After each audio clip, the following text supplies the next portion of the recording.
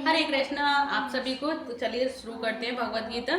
तो आज मैं पहले अध्याय से शुरू करूंगी। आप सभी को पता है कि कल की वीडियो जो आपने देखी थी उसमें मैंने 18 अध्याय पूरे करा दिए थे, क्योंकि भगवत गीता में पूरे 18 अध्याय हैं। तो आज पहले अध्याय से शुरू करेंगे, लेकिन पहले अध्याय से भी शुरू करने से पहले है पृष्ठभूमि। तो भगवान की जो पृष्ठभूमि है वो क्या है, चलिए ये जानते हैं पहले पृष्ठभूमि के बारे में। तो जय श्री कृष्ण चैतन्य प्रभु नित्यानंद श्री अद्वैत गदाधर शिवाचार्य गौर भक्ति वृंद। हरे कृष्ण कृष्ण कृष्ण हरे हरे, हरे राम राम राम हरे हरे।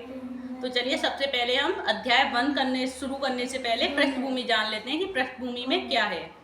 तो यद्यपि भगवत गीता का व्यापक प्रकाशन और पठन होता रहा है, किंतु मूलतः यह संस्कृत महाकाव्य महाभारत की एक उपकथा के रूप में प्राप्त है, जो महाभारत में वर्तमान कलयुग तक की घटनाओं का विवरण मिलता है।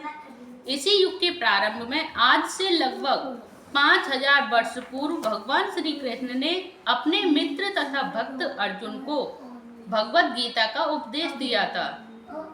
तो ये उपदेश, भगवत गीता का उपदेश 5000 वर्ष पहले दिया है श्री कृष्ण भगवान ने अर्जुन को।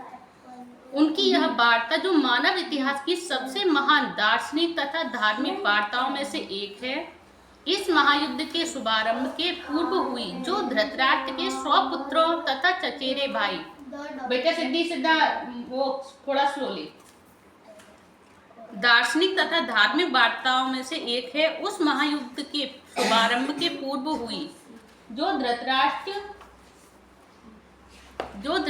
के 100 पुत्रों तथा उसके चचेरे भाई पांडवों या पांडु पुत्रों के मध्य होने वाले भातृघातक संघर्ष था।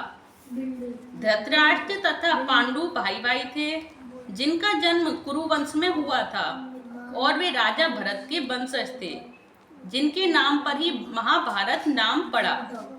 चूंकि बड़ा भाई धृतराष्ट्र जन्म से अंधा था, अतएव राज सिंहासन उसे न मिलकर उसके छोटे भाई पांडु को मिला, और पांडु की मृत्यु अल्पायु में ही हो गई।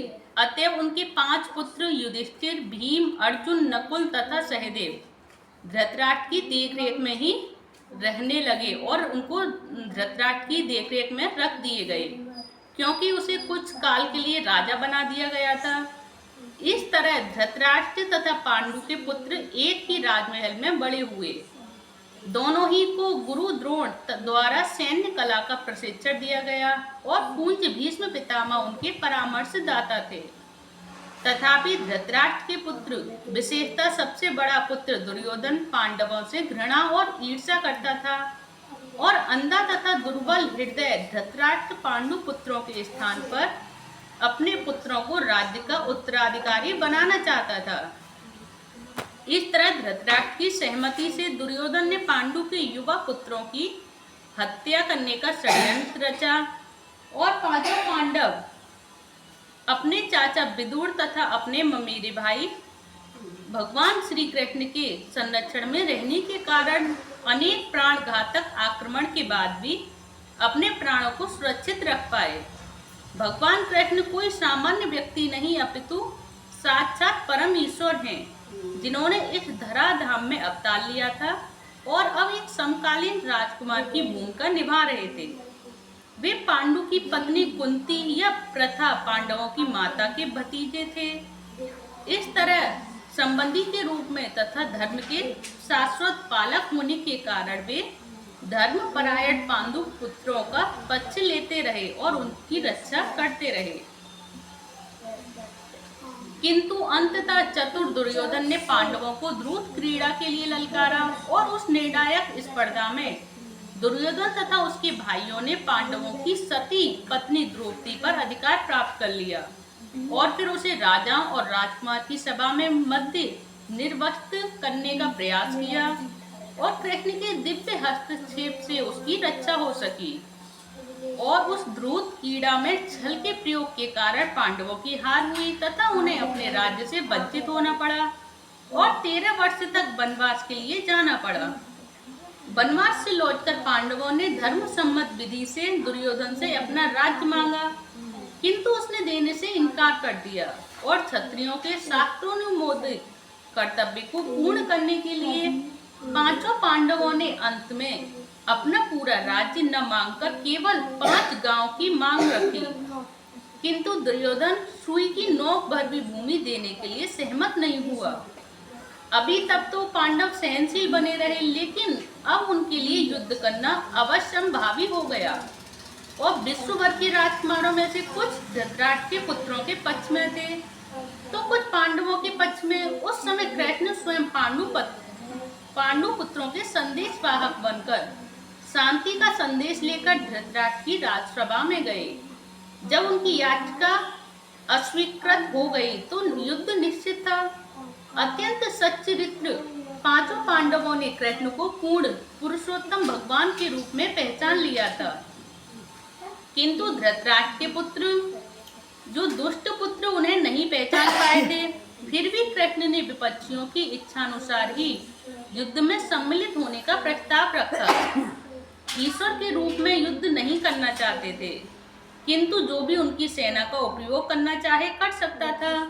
प्रतिबंध यह था कि एक ओर कृष्ण की संपूर्ण सेना होगी तथा दूसरी ओर वे स्वयं होंगे, एक परामर्शदाता तथा सहायक के रूप में उपस्थित रहेंगे। राजनीति में कुशल दुर्योधन ने आतुरता से कृष्ण की सेना झपट ली, लेकिन पांडवों ने कृष्ण को उतनी ही आतुरता से ग्रहण किया। इस प्रकार कृष्ण अर्जुन के सारथी बने और उन्होंने उस सुप्रसिद्ध धनुर्धर का रथ हाँकना स्वीकार किया। इस तरह हम उस बिंदु तक पहुंच जाते हैं जहां से भगवत गीता का शुभारंभ होता है और दोनों ओर की सेनाएं युद्ध के लिए तैयार खड़ी थीं और धृतराष्ट्र अपने सचिव संजय से पूछ रहा है कि उन सेनाओं ने क्या किया। इस तरह सारी पृष्ठभूमि तैयार है और आवश्यकता है केवल इस अनुवाद तथा भाष्य के विषय में संक्षिप्त टिप्पणी करने की। जो भगवत गीता के अंग्रेजी अनुवादकों में यह सामान्य प्रवृत्ति पाई जाती है कि वे अपनी विचारधारा तथा दर्शन को स्थान देने के लिए कृष्ण को ताक पर रख देते हैं। वे महाभारत के इतिहास को असंगत पौराणिक कथा मानते हैं और कृष्ण को किसी अज्ञात प्रतिभाशाली व्यक्ति के विचारों को पद रूप में प्रस्तुत करने का निमित्त बनाते हैं अथवा श्रेष्ठतम परिस्थितियों में कृष्ण एक गौड़ ऐतिहासिक पुरुष बना दिए जाते हैं, किंतु साक्षात कृष्ण भगवत गीता के लक्ष्य तथा विषय वस्तु दोनों हैं, जैसा कि गीता स्वयं अपने विषय में कहती है। अतः यह अनुवाद तथा इसी के साथ दिया हुआ भाष्य पाठक को कृष्ण की ओर निर्देशित करता है, उनसे दूर नहीं ले जाता। इस दृष्टि से भगवत गीता यथारूप अनुपम है। साथ ही इसकी सबसे बड़ी विशेषता यह है कि इस तरह यह पूर्णतया ग्राह्य तथा संगत बन जाती है, चूंकि गीता के वक्ता एवं उसी के साथ चरम लक्ष्य भी स्वयं कृष्ण है। अतएव यही एकमात्र ऐसा अनुवाद है जो इस महान शास्त्र को यथार्थ रूप में प्रस्तुत करता है। तो ये रही भगवत गीता की पृष्ठभूमि। अब कल मैं सुनाऊंगी पृष्ठभूमि के बाद है आमुख और आमुख के बाद है भूमिका। भूमिका के बाद अध्याय 1 शुरू होगा। तो चलिए इनको भी मैं पूर्ण करूंगी, पर कल आमुख पूरा हो जाएगा और भूमिका में थोड़ा टाइम लगेगा क्योंकि भूमिका काफ़ी बड़ी है। तो चलिए आज के लिए इतना ही काफ़ी है। आज हम यहाँ पे विराम लेते हैं एंड कल मैं आप सभी को पृष्ठभूमि आज कंप्लीट हुई, कल मैं आमुख सुनाऊंगी आप सभी को। ये पृष्ठभूमि में यही है कि श्रीमद् गीता जो सुनाई गई है वो कहाँ से शुरू हुई, किस रूप में और कहाँ से इसकी शुरुआत बनाई गई है, जो कि पहले का बता चुका है। इसमें पृष्ठभूमि क्या थी, जो कौरव और पांडव की जन्म से लेके पूरी गाथा बताई गई है इसमें कि किस लिए शुरू हुई। जय श्री कृष्ण चैतन्य प्रभु नित्यानंद श्री अद्वैत गदाधर शिवासादि गौर भक्ति वृंद। हरे कृष्ण कृष्ण कृष्ण हरे हरे, हरे राम राम राम हरे हरे।